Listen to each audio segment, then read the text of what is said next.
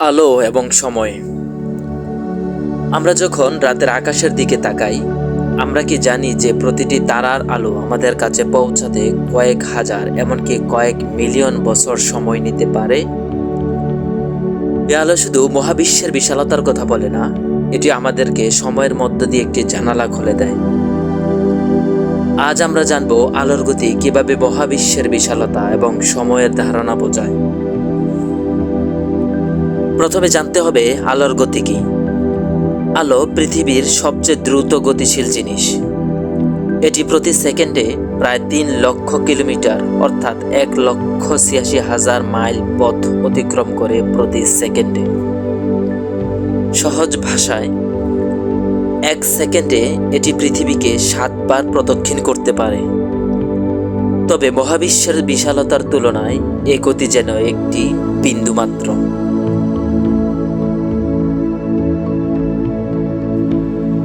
আমরা মহাবিশ্বের দূরত্ব পরিমাপ করি আলোকবর্ষ দিয়ে।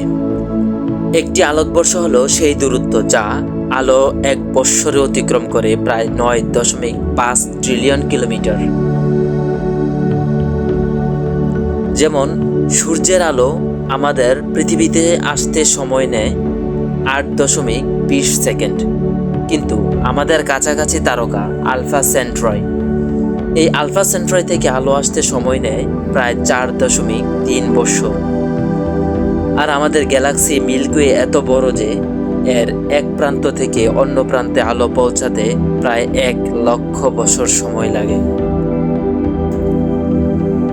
আলো কেবল গতি নয়, এটি একটি টাইম মেশিন। যখন আমরা রাতের আকাশে কোনো তারা দেখি, আমরা মূলত তারার অতীতের একটি ছবি দেখি। ধরুন, যদি কোনো তারা 100 আলোকবর্ষ দূরে থাকে, এর অর্থ আমরা যা দেখছি তা 100 বছর আগে যা ঘটেছিল। সুপারনোভা বিস্ফোরণের মতো ঘটনা ঘটলেও সে আলো আমাদের কাছে পৌঁছাতে কয়েক হাজার বছর সময় নিতে পারে। তাই আমরা বলতে পারি, মহাবিশ্বের ইতিহাসের একটি চলমান অধ্যায় আমরা যা দেখছি। নাসার হাবল স্পেস টেলিস্কোপ যখন হাবল ডিপ ফিল্ড পর্যবেক্ষণ করে, তারা এমন হাজার হাজার গ্যালাক্সি খুঁজে পায় যেগুলো আমাদের থেকে 13 বিলিয়ন আলোকবর্ষ দূরে অবস্থিত। এর মানে আমরা সেই আলো দেখছি যা মহাবিশ্বের প্রথম দিকের সময় নির্গত হয়েছিল। মহাবিশ্বের প্রকৃত প্রান্তর কোথায় তা এখনো আমাদের অজানা, তবে একথা নিশ্চিত যে এটি আমাদের কল্পনার চেয়েও অনেক অনেক অনেক বেশি বিশাল।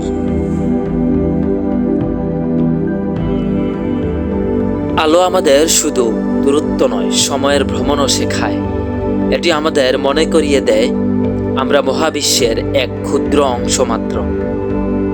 প্রতিটি তারা, প্রতিটি গ্যালাক্সি স্রষ্টার অসীম ক্ষমতার প্রতিচ্ছবি। আমাদের অস্তিত্ব এই বৃহৎ সৃষ্টি রহস্যের এক ক্ষুদ্র অংশ মাত্র। আলো আর সময় আমাদের শেখায় মহাবিশ্ব কত বড়, কত বিশাল আর কত বিস্ময়কর। আজ এই পর্যন্তই, আবার দেখা হবে নতুন কোনো রহস্য নিয়ে। ততদিন সবাই ভালো থাকবেন।